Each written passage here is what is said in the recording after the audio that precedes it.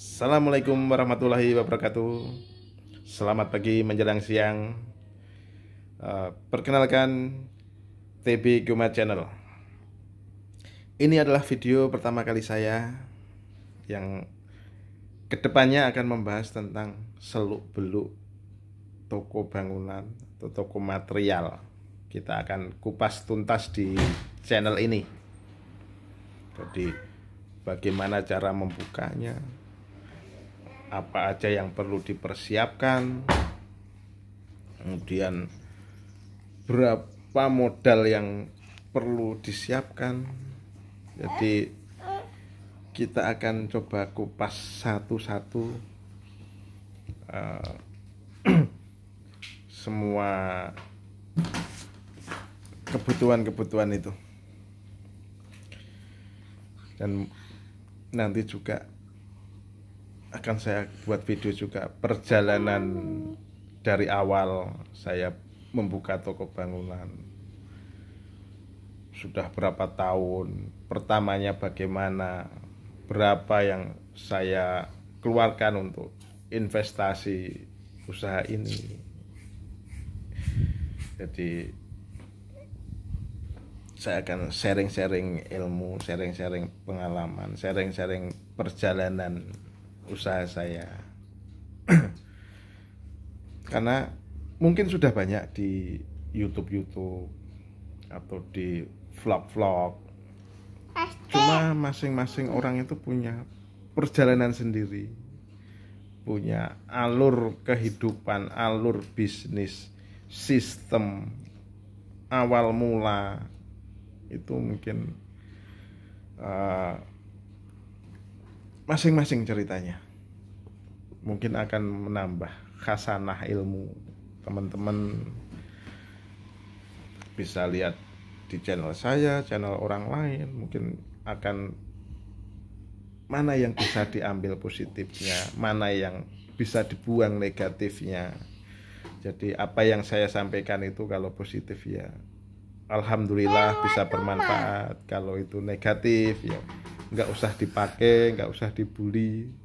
Karena sebagai YouTuber juga ini baru pemula, mencoba untuk ya siapa tahu ilmu saya bermanfaat, sodakoh ilmu. Mungkin kalau sodakoh materi mungkin belum maksimal, kalau mungkin bisa nambah-nambah sodakoh ilmu ya, semoga bermanfaat.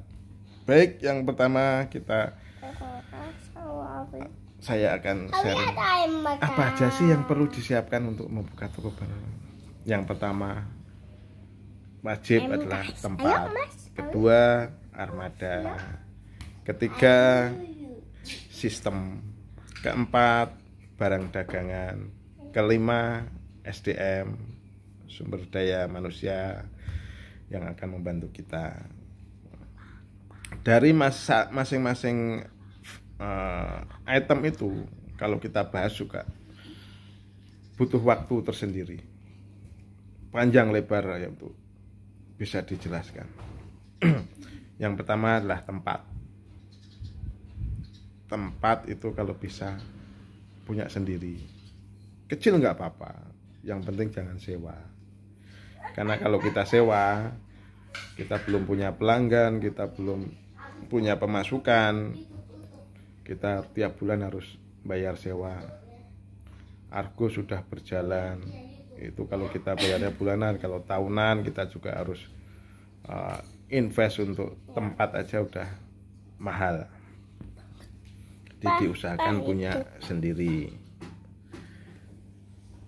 Yang kedua adalah lokasi tempat. Tempat kita di mana? Dekat gak dengan pemukiman penduduk? Dekat gak dengan perumahan? Kita bisa lihat di Google Earth, di Google Map. Kita lihat dari atas. Sebenarnya sekitar kita itu banyak gak sih rumah? Banyak gak sih penduduknya?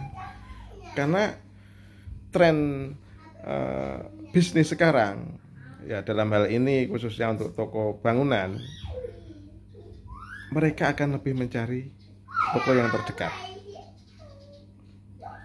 Mungkin untuk beli semen 5 sak aja atau 10 sak aja harus ke kota, itu harus mandi pakai parfum, sepatu ke kota untuk beli semen 5 sak aja, itu udah enggak mungkin. Sekarang tren bisnis kita adalah menjemput bola.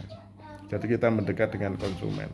Dan pembangunan di desa, di kampung, karena toko saya di kampung ya, itu sedang gencar-gencarnya sekarang.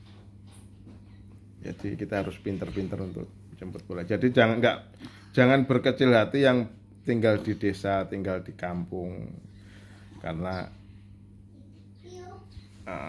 peluang bisnis itu tetap selalu ada. Kemudian setelah kita punya tempat, kita juga harus mempertimbangkan lokasi tempat kita itu, akses jalannya bagaimana, bisa nggak dilewati truk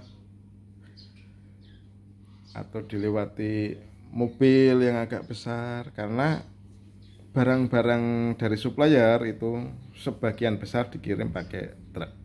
Jadi kalau akses jalan kita terlalu sempit untuk dilalui truk, nanti kita akan susah untuk mendapatkan barang dagangan.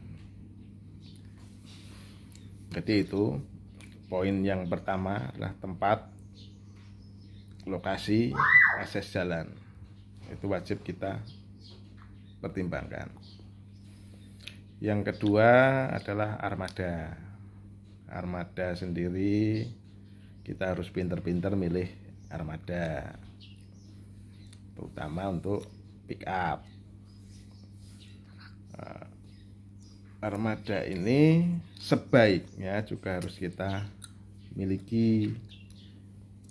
Kalau bisa jangan kredit dulu, karena seperti tempat tadi, karena ini adalah fasilitas untuk untuk yang tidak menghasilkan uang. Ini adalah fasilitas kita untuk pelanggan, untuk kiriman, kirim barang ke konsumen. Jadi diusahakan milih yang bisa efisien.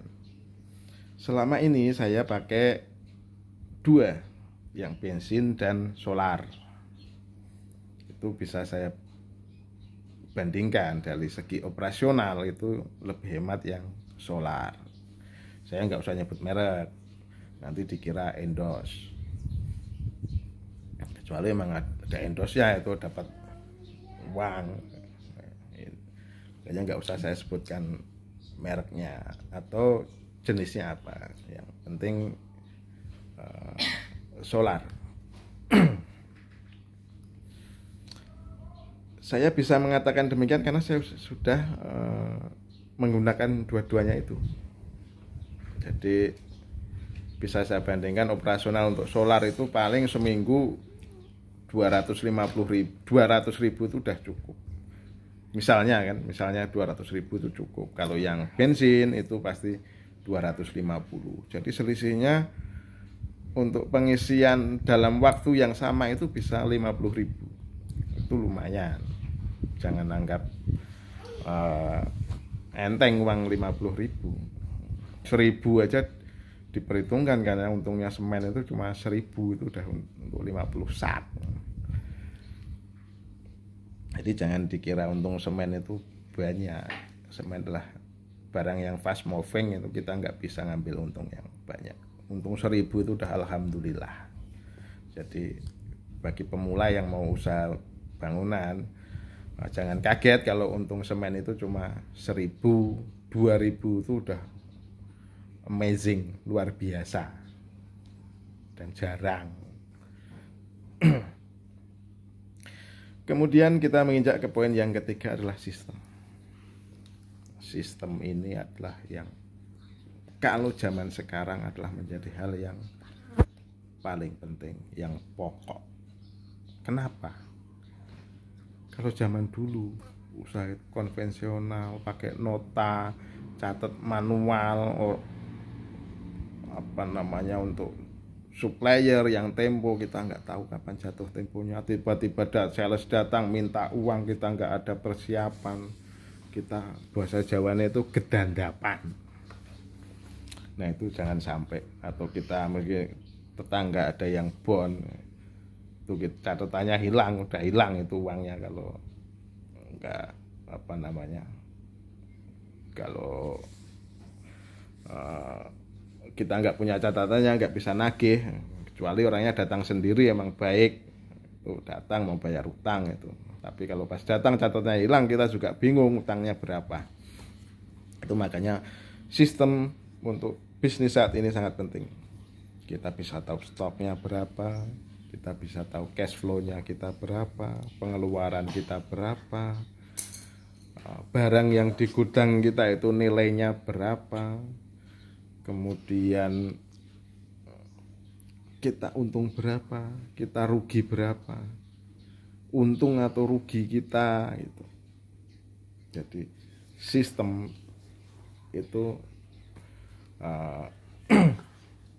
sangat penting dan diusahakan dari awal, karena itu kesalahan saya dulu nggak memikirkan sistem. Jadi begitu toko sudah jalan, pada dagangan sudah ada, saya kebingungan untuk ini, untuk database, data stok, harus stok opnam. Nah itu jangan sampai teman-teman melakukan kesalahan yang sudah saya lakukan itu.